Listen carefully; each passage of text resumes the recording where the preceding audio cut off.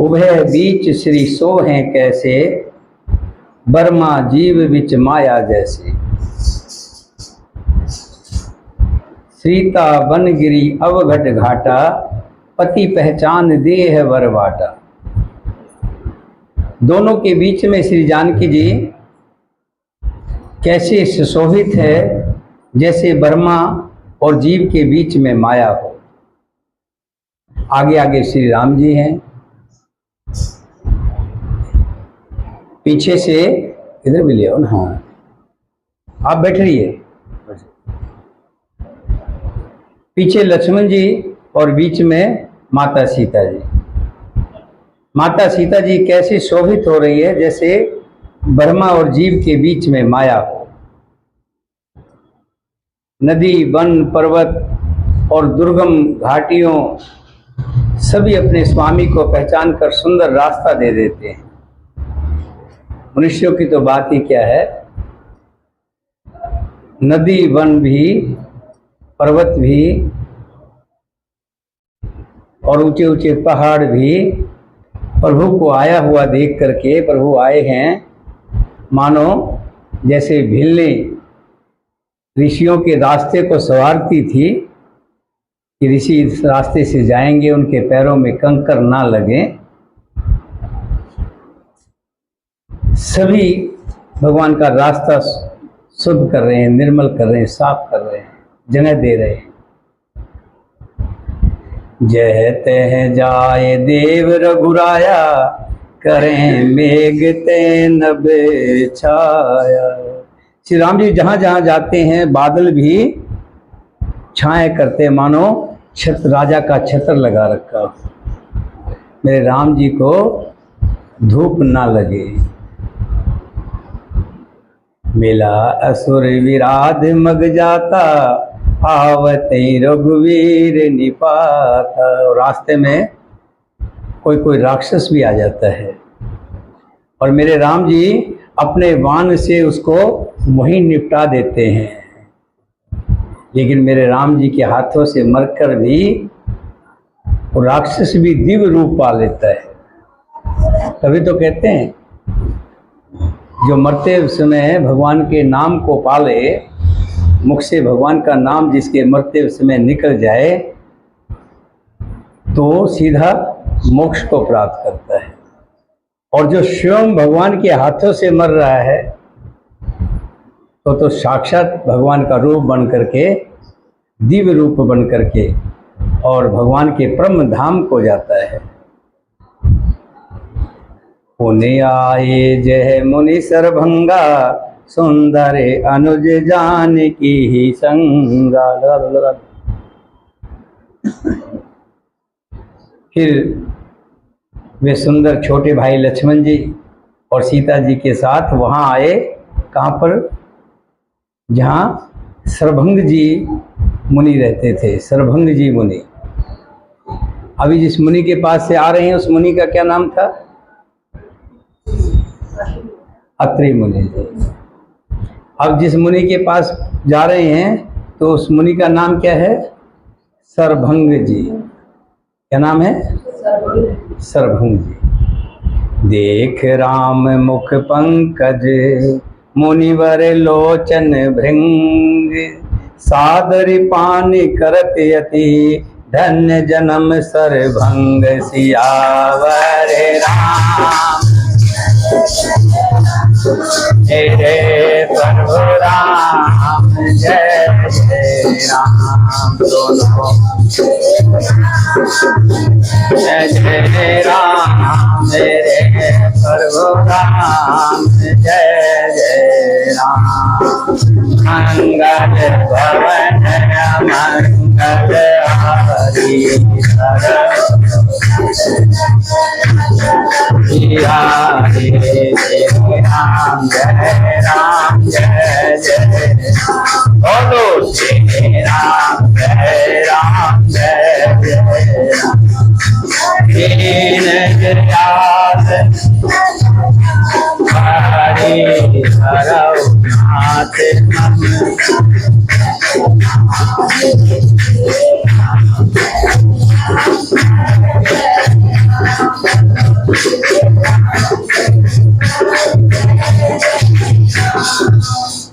भगवान श्री राम जी को आया हुआ देख करके सर्वभंग मुनि जी, जिनके नेत्र कमल की तरह खिल जाते हैं, उनका मुख मुस्कान लिए होता है, खुश हो जाता है। कहते हैं सर्वभंग ऋषि जी का जन्म धन्य है। कह मुनि सुन रघुवीर कृपाला, शंकर मानस राज मराला। जात रहो विरंच के धामा, सुनो शरण बन एहि रामा।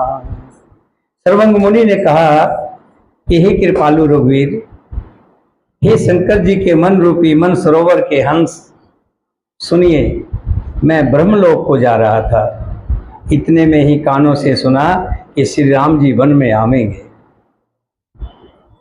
तब से मैं दिन रात आपकी राह देखता रहा हूं। अब आज प्रभु को देखकर मेरी छाती शीतल हो गई है। हे नाथ, मैं सब साधनों से हीन हूं, आपने अपना दीन सेवक जानकर मुझ पर कृपा की है। हे देव, ये सब मुझ पर आपका एहसान नहीं तो और क्या है। हे भक्त मंचोर, भक्त मंचोर का मतलब भक्तों की मन को चोरी करने वाले। कान्हा जी थे ना, क्या थे, माखन चोर थे,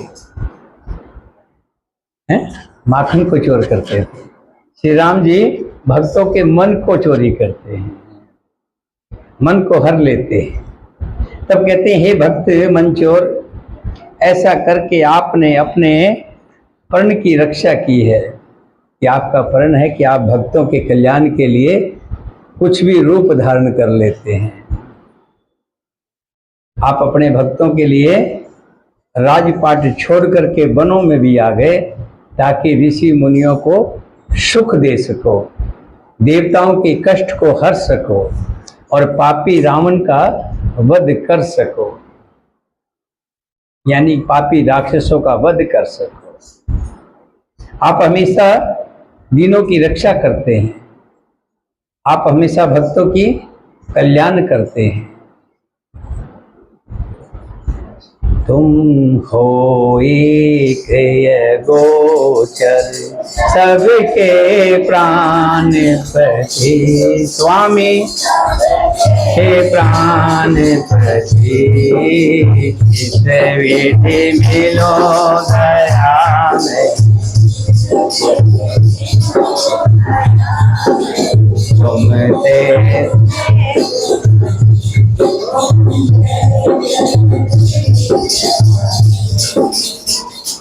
हे प्रभु,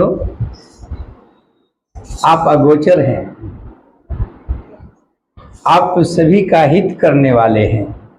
आपने मुझे दर्शन देकर के बहुत बड़ा हित किया है। मैं इस लायक नहीं हूं, लेकिन आपने जो कृपा की है वो आप कृपा करने वाले आप ही हैं। हे नीले मेघ के समान श्याम शरीर वाले सुगुण रूप श्री राम जी, सीता जी और छोटे भाई लक्ष्मण जी सहित प्रभु निरंतर मेरे हृदय में आप निवास करें। इतना कह करके सर्वभंग जी ने योग अग्नि से अपने शरीर को जला डाला। कहा पता नहीं फिर कभी मृत्यु आएगी, ये ऐसा सौभाग्य कभी नहीं मिलेगा कि मेरे राम जी, मेरे उपासक, मेरे प्रभु मेरे सामने हैं और मैं उनको देखते देखते ही अगर मृत्यु को प्राप्त, मरना तो एक दिन है सबको, कोई अजर अमर बन के नहीं आया है, लेकिन ऐसी सुंदर मौत किसको मिले। अपने योगाग्नि से शरीर को जला डाला और श्री राम जी की कृपा से वो वैकुंठ को चले गए। मुनि भगवान में लीन इसलिए नहीं हुए कि उन्होंने पहले ही भेद भक्ति का वर ले लिया था। ऋषि निकाय मुनिवर गति देखी, सुखी भय निज हृदय विशेषी। स्तुत करें सकल मुनि वृंदा, जयत प्रणत हित करुणा कंद। जितने भी ऋषि मुनि वहां पर इकट्ठे हुए थे, मुनि श्रेष्ठ सरभंग जी की ये गति देख करके, दुर्लभ गति है, दुर्लभ गति, इससे बड़ी गति नहीं होगी किसी की। भगवान का नाम जिसके मुख से निकले मरते उसमें, वो तो एक गति है, वो भी संभव नहीं है सभी के मरते समय भगवान का नाम निकले। लेकिन निरंतर प्रयास करते रहें, गुरु मंत्र का जाप करते रहें तो आदत पड़ जाती है, और मरते समय भी मुख से कष्ट में भी गुरु का मंत्र निकलता रहता है। तुलसी माता, राधा रानी, मनमोहन, मदन गोपाला, ब्रज के वासा, गोपी जन, हरे कृष्णा, बल बलाए प्राण क्लेशनाश। ये अभ्यास हमारा निरंतर बना हुआ है, इसलिए दुख के समय हमारे मुख से निकलेगा। दुख के समय क्या निकलता है? वो जो हमें सबसे प्यारा होता है। बच्चा जब रोता है, जब तकलीफ होती है तो क्या बोलता है? माँ। क्या बोलता है? क्योंकि माँ सबसे प्यारी होती है। और जब बुजुर्ग हो जाता है, शरीर जंजर हो जाता है, तब उसके मुख से क्या निकलता है? जो सबसे प्यारा शब्द होता है। सबसे प्यारा शब्द क्या है? गुरु मंत्र। तुलसी माता, राधा रानी, मनमोहन, मदन गोपाला, ब्रज के वासा, गोपी जन, हरे कृष्णा, बल बलाए प्राण। क्योंकि उस समय सब रिश्ते नाते थक चुके होते हैं। बुढ़ापे में चाहे कितना प्यारा बेटा हो, वो भी, उसके भी अपने कारोबार हैं, उसका भी अपना एक परिवार हो जाता है, उसके भी दुख सुख हो जाते हैं, वो भी समय देना एक दिन कम कर देता है। हजारों में से कोई श्रवण कुमार हो तो मैं कह नहीं सकता कि जो पालकी बना करके माँ और पिता को तीर्थ करवा ले। और आज इस कलयुग में तो कोई लाखों में से कोई एक होगा जो माँ बाप की सेवा के लिए अपने काम की भी चिंता ना करें। नहीं तो यही होता है कि काम नहीं करूँगा तो तुम्हारी दवाई कहाँ से लाऊंगा, काम नहीं करूँगा तो बच्चों को कहाँ से खिलाऊंगा, और काम पे जाएगा तो फिर समय कहाँ दे पाएगा। भाई बुजुर्ग को तो 24 घंटे समय चाहिए ना, रात को भी चाहिए, दिन में भी चाहिए, सेवा चाहिए। शरीर में तकलीफ है, दुख है, दर्द है, कष्ट है, उसको दवाई से ज़्यादा अपनों की जरूरत होती है। ध्यान रखिएगा, दवाई तो काम करती है, अलग है, वो अपना काम करती है, लेकिन उससे ज़्यादा काम जो करता है वो अपनों का साथ, जिनके साथ अपने खड़े हैं, बेटा बेटी खड़े हैं, वो आधा जल्दी ठीक हो जाता है। आधा दवाइयों से ठीक होता है, आधा उनके साथ रहने से ठीक होता है। तो जब ऐसा समय आता है तो उस समय बेटा बेटी भी शादी कर दी, पति के अधीन है, उसका अपना परिवार है, उसके सास ससुर हैं। हमारे शास्त्र कहते हैं कि बेटी का अपना ससुराल ही उसका घर होता है, और उसके सास ससुर ही उसके माता पिता होते हैं। उस अधिकार से हम उनसे सेवा नहीं ले सकते। बेटा है, बेटे की बात मैंने बताई।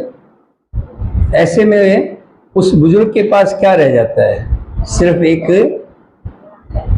नाम का सहारा, गुरु मंत्र का सहारा। रोज जपता रहता है।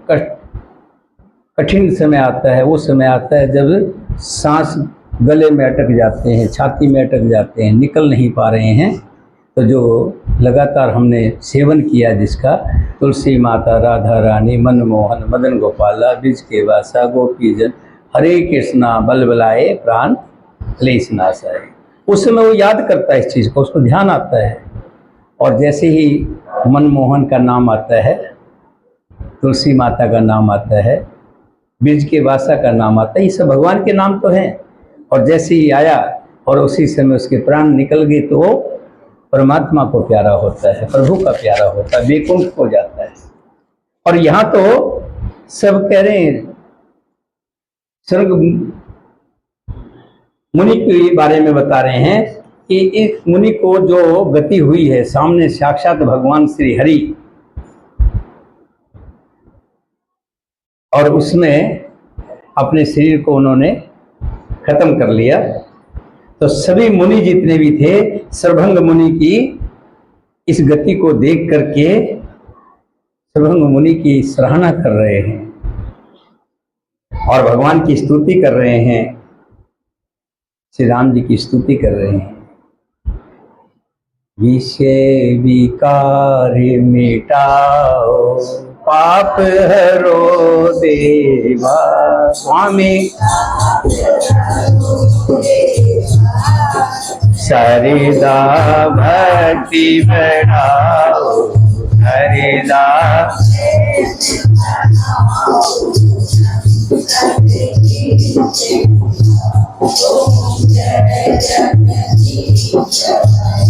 सभी कह रहे हैं प्रभु विषय विकारों से निकालो।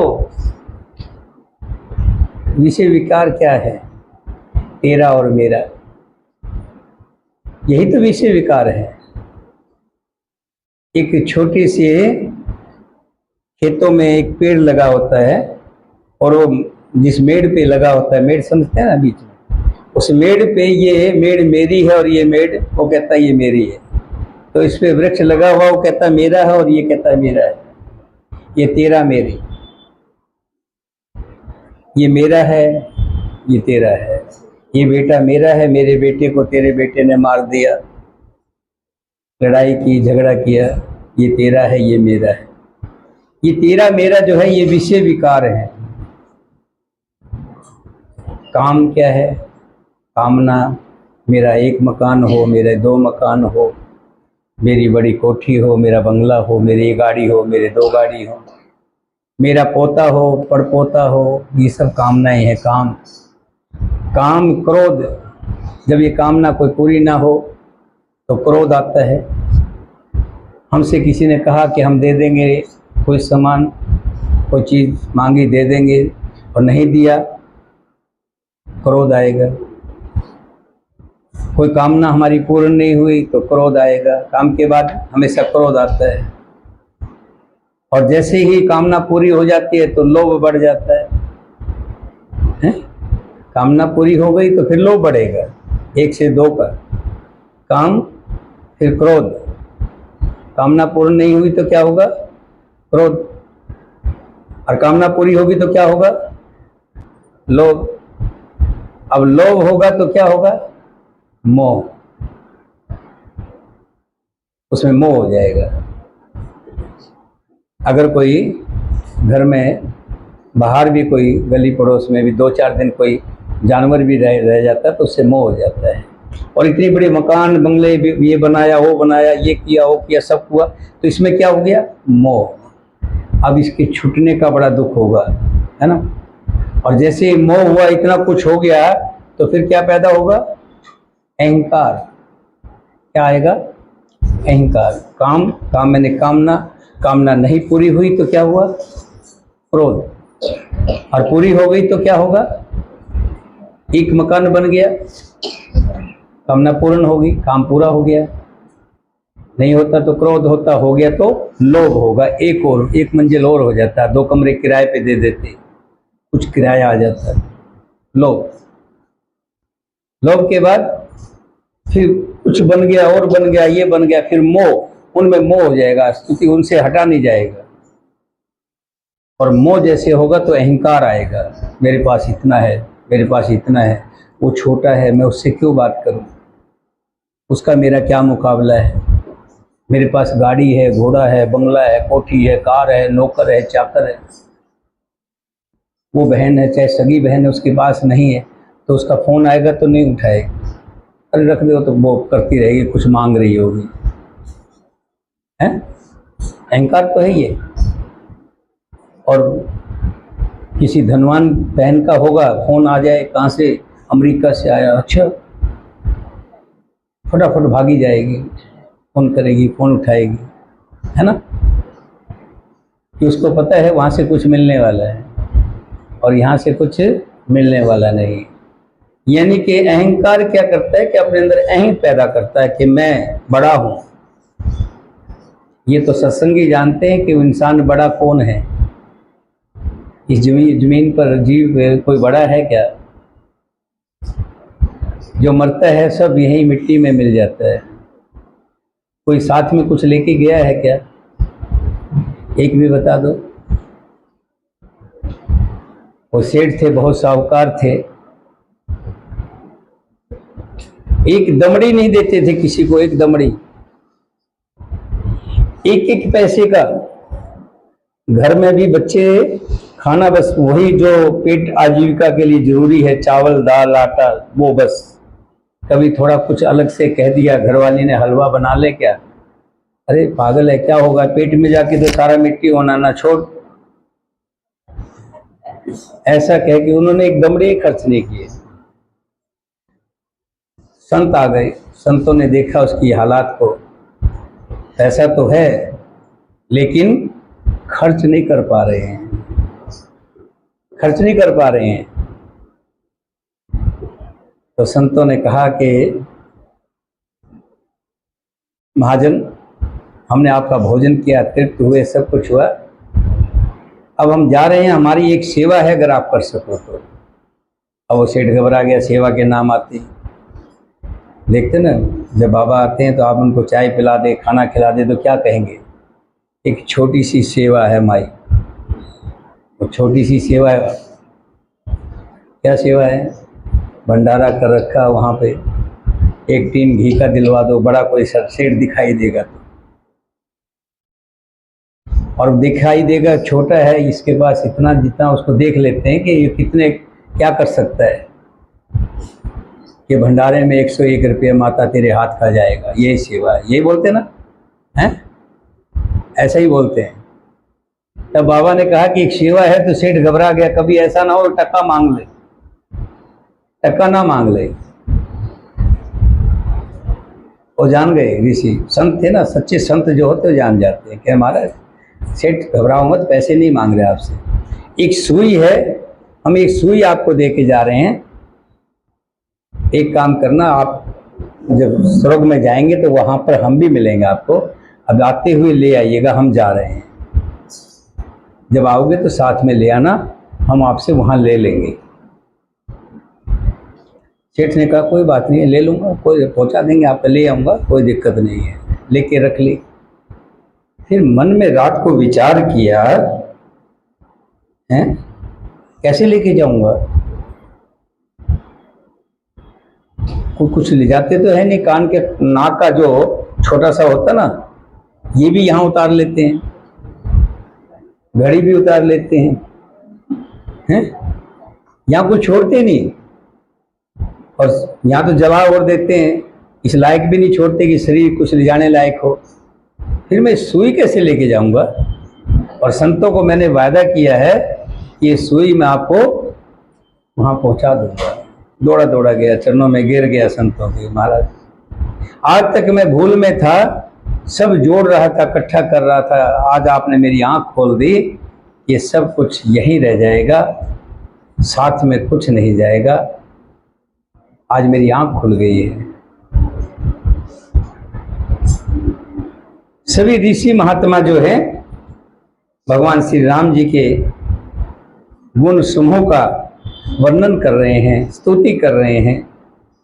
श्री राम जी ने देखा कि पास में हड्डियों का ढेर लगा हुआ है, बहुत बड़ी हड्डियों का ढेर लगा है। मुनियों से पूछा, महात्मन ये हड्डियों का ढेर कैसा है? जानत हो पूछे कस स्वामी, सब दर्शी तुम अंतर्यामी। नीचर निकल सकल मुनि खाए, सुन रघुवीर नैन जल छाए। श्री राम जी ने मुनियों से पूछा कि ये हड्डियों का ढेर कैसा लगा हुआ है?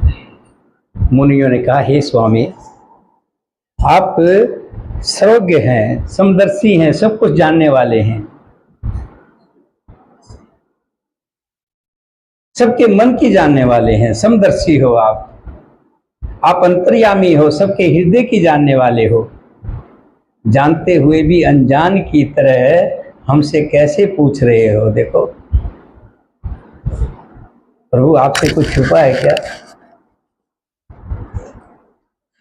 फिर भी आप पूछ रहे हैं तो हम बता देते हैं, राक्षसों के दलों ने सब मुनियों को खा डाला है।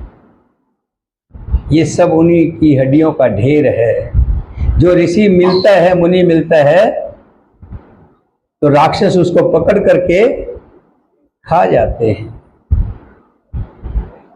और हड्डियां यहाँ छोड़ देते हैं। ये उन्हीं की हड्डियां हैं। इतना सुनते ही मेरे रघुवीर की आंखों में जल आ गया,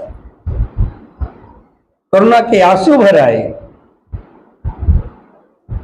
तब एक प्रण किया, क्या? नेचर ही न करो मही, भुज उठाओ पन की, सकल मुनिन के आश्रम जाए जाए सुख दीन, सियावर राम मेरे परशुराम, जय जय राम।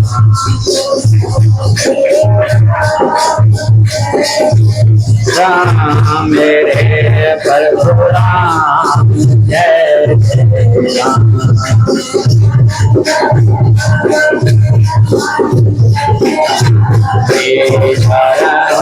दशरथ अजर बिहारी, श्री राम जय राम जय राम, बोलो श्री राम जय राम।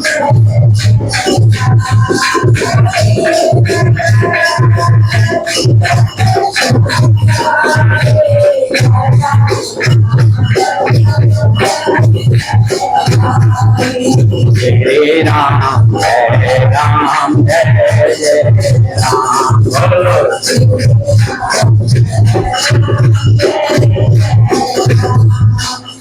श्री राम जी ने भुजा उठाकर प्रण किया कि मैं पृथ्वी को राक्षसों से रहित कर दूंगा, कि एक भी राक्षस कोई पृथ्वी पर नहीं रहने दूंगा। फिर समस्त मुनियों के आश्रमों में जा जाकर उनको भगवान ने दर्शन दिए हैं, अपने दर्शनों का सुख दिया है। बोलिए सियापति रामचंद्र भगवान की जय, सीता माता की जय। मुनि अगस्त कर शीस सुजाना, नाम सोति छन रति भगवाना। मन क्रम वचन राम पद सेवक, सपन आन भरोसन देवक। मुनि अगस्त जी के एक शिष्य जिनका नाम सुतीक्षण था। क्या नाम था? सुतीक्षण। वो बड़े ज्ञानी शिष्य थे। और अभी पीछे जब जिस ऋषि का नाम आया था, जिन्होंने अपनी योग अग्नि से भगवान के सामने अपने प्राण दे दिए थे, उनका नाम क्या था?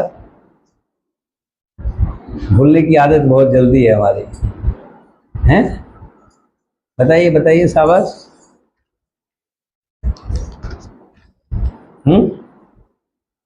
याद कीजिए, आप में से कौन सा एक तो होगा। सुशीला आप बता दीजिए। हैं? अच्छा, अभी तो जिनका नाम आया था, जिन ऋषि के पास थे, सर्वभंग जी। क्या नाम था? सर्वभंग जी। हाँ, ये बार बार रिपीट कराता रहूँगा, ध्यान कराता रहूँगा। यही इस कथा, भगवान की कथा सुनने का सार है। हमने गंगा जी तो नहाए, गंगा जी तो बहुत जगह है। कौन सी गंगा गए थे हम? गढ़गंगा गए थे, हरिद्वार गए थे, या प्रयाग जी गए थे, बनारस में गए थे, कहाँ गए थे? उस जगह का नाम ही नहीं पता, तो फिर गंगा नहाने का फायदा क्या है? है कोई?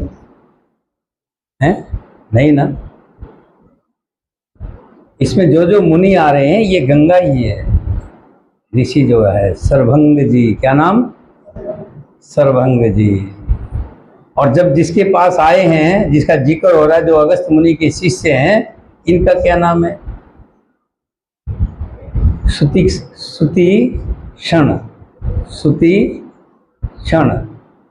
सुतीक्षण नामक सुजान ज्ञानी शिष्य थे। अभी तो आप सोच रहे होंगे कि हमें इन ऋषियों से क्या लेना देना है, अरे ऐसे टेढ़े मेढ़े से नाम हैं। लेकिन जैसे जैसे आप आगे बढ़ेंगे, भक्ति रस में डूबेंगे, भागवत अभी तक सुनी आपने, भागवत सुनने जाते हो, खाली महात्मा जी की चटपटी बातें बातें आपको ध्यान है, उसमें भागवत में क्या कहा गया है वो आपको एक भी नहीं मालूम होगा। देवाहुति के कितने पुत्र थे, उनके कितने पुत्र थे, जो भागवत है वो तो यही है ना। उसके बारे में शायद आप एक भी टॉपिक नहीं जानते, ना आपके कानों में आएगा, ना समझ में आ रहा होगा। क्योंकि जहाँ बढ़िया रस मिलाई रखी हुई हो, कलाकंद मिठाई रखी हो, वहाँ पतासे अच्छे लगेंगे क्या? रस मिलाई खाने में आपका ध्यान है? अरे रस मलाई क्या है? चटनी और पकोड़े तो आपको अच्छे लग रहे हैं, बर्गर अच्छे लग रहे हैं, लेकिन जो आपके पेट तंत्र को सही करेंगे, जो भोजन है, शुद्ध भोजन है, शाकाहारी भोजन है, अच्छा भोजन है, वो भोजन भागवत है। और उसी तरह से रामायण है। अब हम कथा कोई ऐसी चटपटी कथा कहें तो बड़ा अच्छा लगता है, सुन ध्यान ज़्यादा, पूरा ध्यान जाता है। लेकिन अब भगवान के कथा में ऐसे नाम आया सुतीक्षण नाम का, और वो अगस्त मुनि के शिष्य थे। उनकी भगवान के प्रति बड़ी प्रीति थी। वे मन, वचन और कर्म से श्री राम जी के चरणों के सेवक थे। उन्हें सपन में भी कभी किसी दूसरे देवता का भरोसा नहीं था। उन्होंने जो ही प्रभु का आगमन कानों से सुना, तो ही अनेक प्रकार के मनोरथ करते हुए वे आतुरता मतलब शीघ्रता से दौड़ते चले।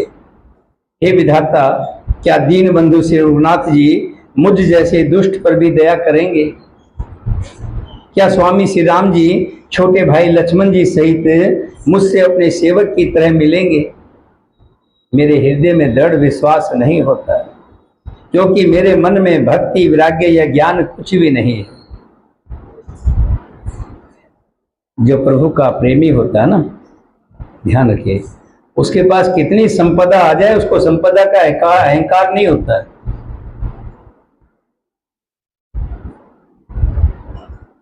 सुतीक्षण मुनि जी इतने पहुंचे हुए मुनि हैं, अगस्त मुनि के शिष्य हैं, ज्ञानवान हैं, लेकिन वो क्या कह रहे हैं कि मेरे मन में भक्ति, वैराग्य या ज्ञान कुछ भी नहीं है।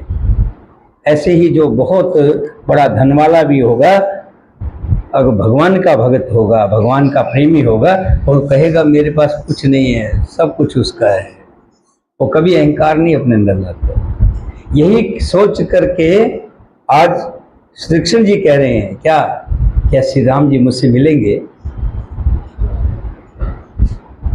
मैंने तो सत्संग, योग, जप अथवा यज्ञ किए ही नहीं, और ना प्रभु के चरण कमलों में मेरा दृढ़ अनुराग ही है। हाँ, दया के भंडार प्रभु की एक बाण है कि जिसे किसी दूसरे का सहारा नहीं होता, उन्हें वो बड़े प्रिय होते हैं। ध्यान रखना, मेरे राम जी किसके साथ रहते हैं? किसके साथ? जो सबको छोड़ दे, सब कोई उसका सहारा छोड़ दे, लेकिन मेरे राम जी उसका साथ नहीं छोड़ते। मेरे राम जी उसका साथ नहीं छोड़ते।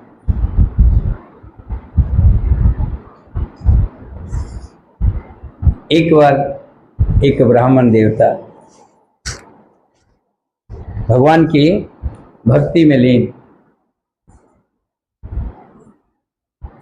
और भगवान के बारे में बड़ी बड़ी बातें कर रहे, जिसे सुन रहे थे एक ठाकुर।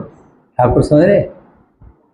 एक तो भगवान को भी ठाकुर कहते हैं, और एक भूमियार होता है उसको भी ठाकुर कहते हैं,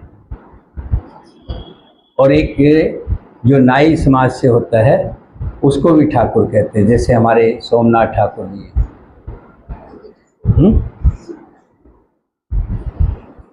तो ठाकुर ने कहा कि अरे तुम बड़ी बड़ी डींगे हाँक रहे हो, मेरे राम जी ये, मेरे राम जी वो, मेरे राम जी ये। तेरे राम जी कुछ नहीं है। क्या करते तेरे राम जी? मेरे तो कष्ट कभी हरे नहीं उसने, मेरे पर इतना कष्ट है कभी नहीं हरा, मैं कैसे मान लूं?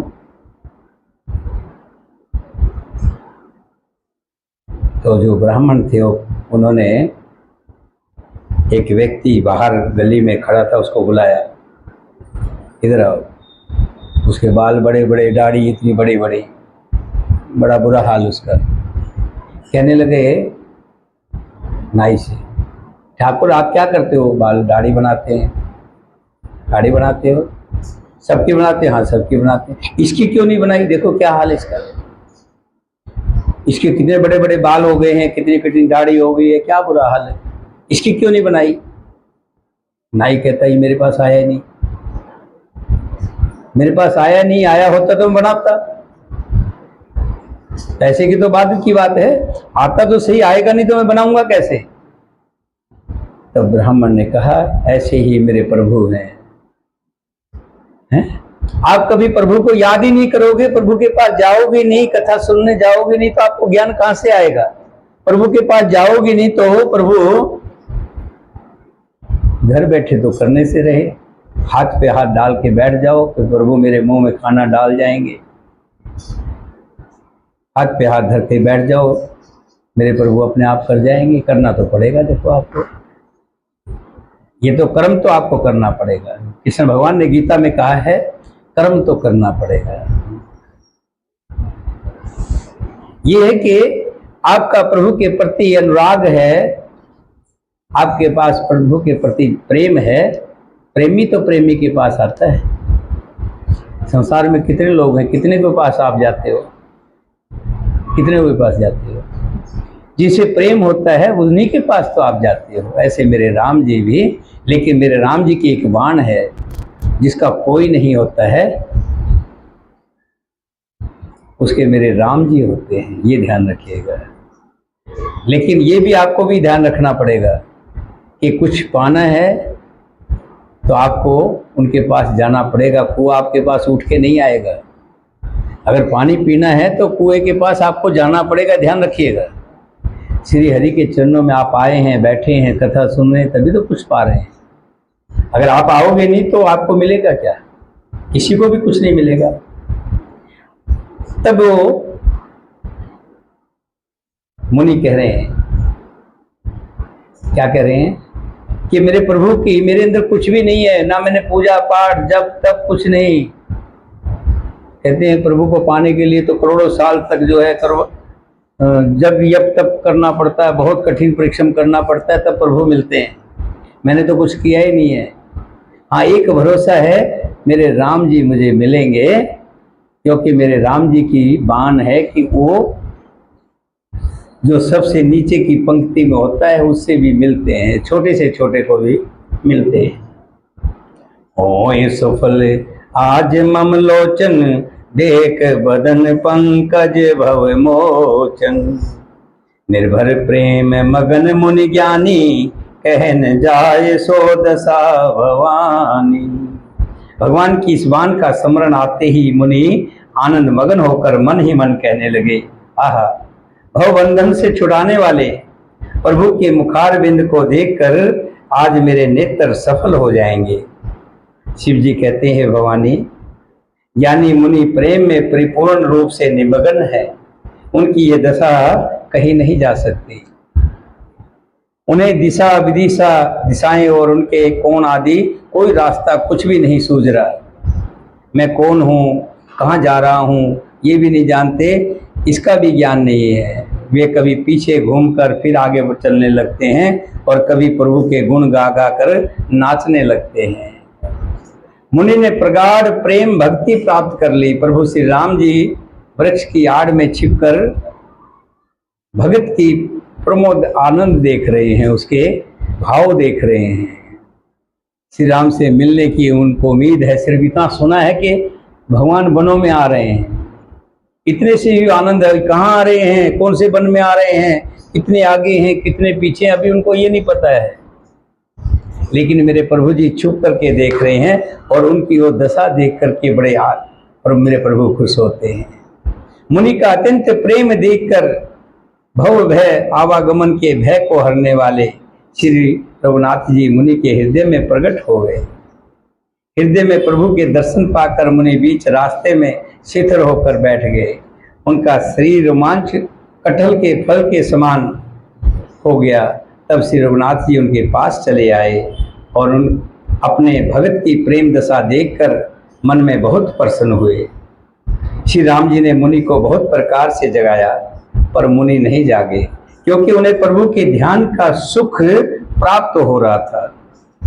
आपने देखा होगा जब कथा हो रही है, जैसे गंगा सो रही है, ऐसे बहुत से भक्तों को नींद आ जाती है, क्योंकि इस कथा में इतना सुख है। एक भगत था, कथा होती थी तो कथा में आकर के सो जाया करता, जैसे ही कथा शुरू होती सो जाता था,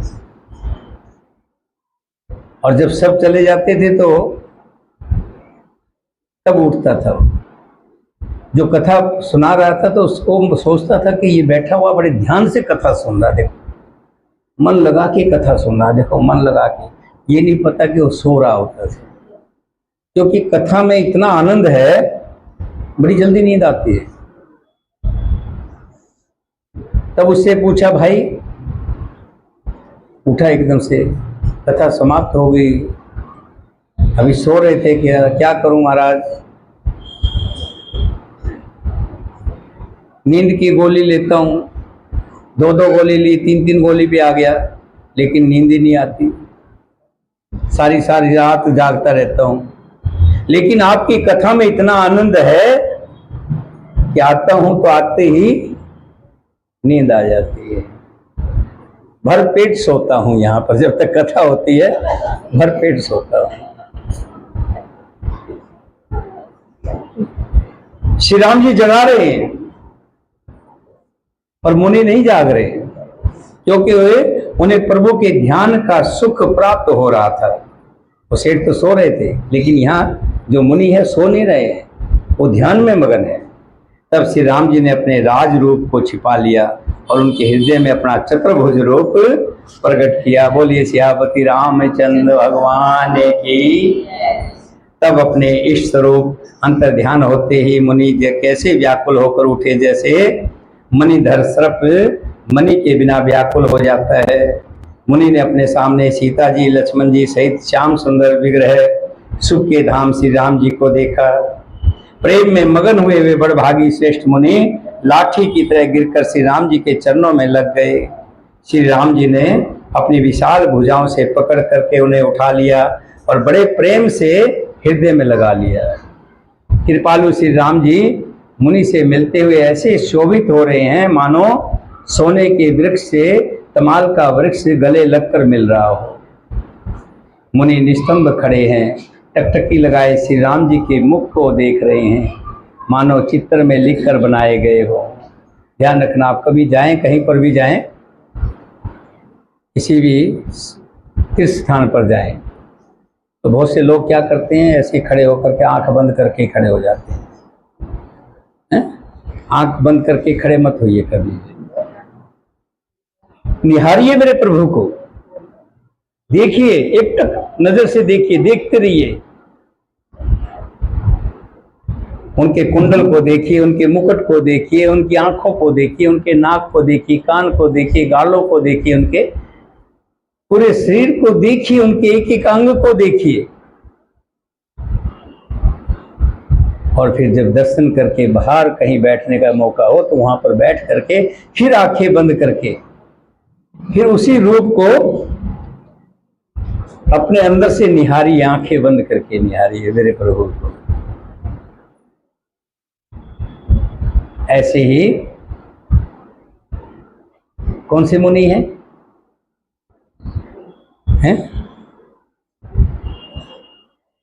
सुतीक्ष्ण मुनि जी। कौन से मुनि हैं? सुतीक्ष्ण मुनि। हाँ, तीक्ष्ण मुनि जी निहार रहे हैं मेरे प्रभु को, एक टक लगाए देख रहे हैं। तब मुनि हृदय धीर धर गह पद बारही बार, निज आश्रम प्रभुवान करे पूजा विविध प्रकार सियावह राम।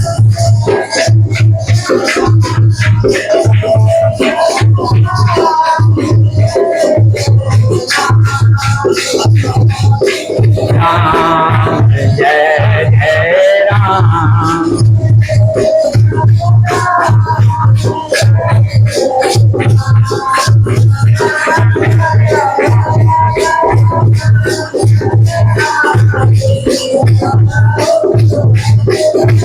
भजन बिहारी श्री राम जय राम। राम बोलो श्री राम जय जय राम। दयाल विनद संहारे हर नाथ नाम हरे श्री राम जय राम। बोलो श्री राम जय राम। आज 5वां श्राद्ध है, यानी कि 5 श्राद्ध आज पूरे हो गए। कल छठा श्राद्ध है, कल मेरी माता जी का श्राद्ध है। छठ के दिन जो है मेरी माता जी इस संसार को छोड़ करके गई। जाना सबको है, लेकिन कोई अपने होते हैं, बेटा बेटी का तो माँ बाप के प्रति बड़ा लगाव होता है, उनका अंश होता है।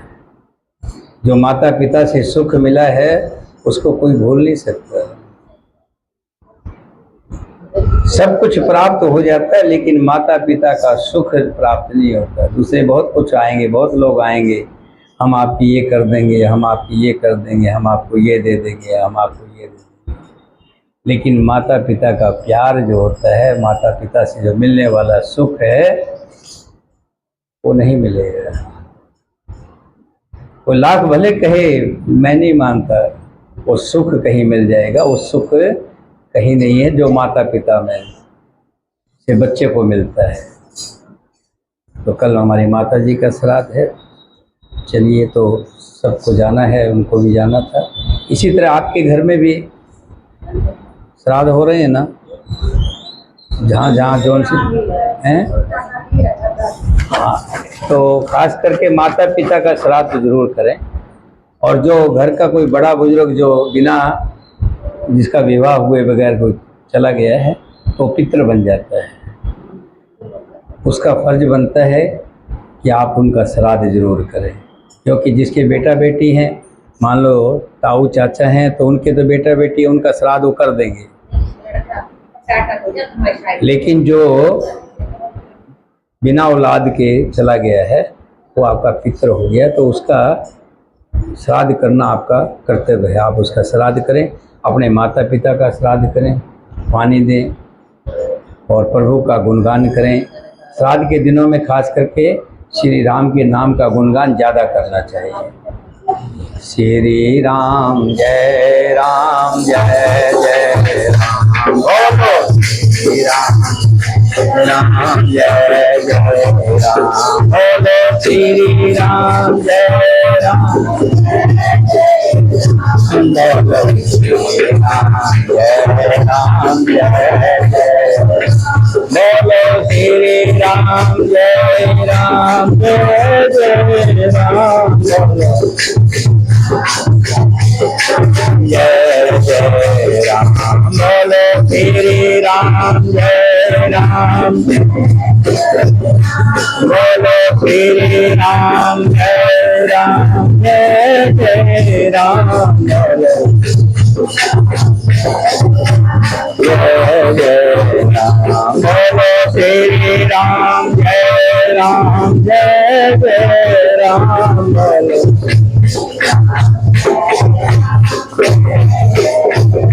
श्री राम जय राम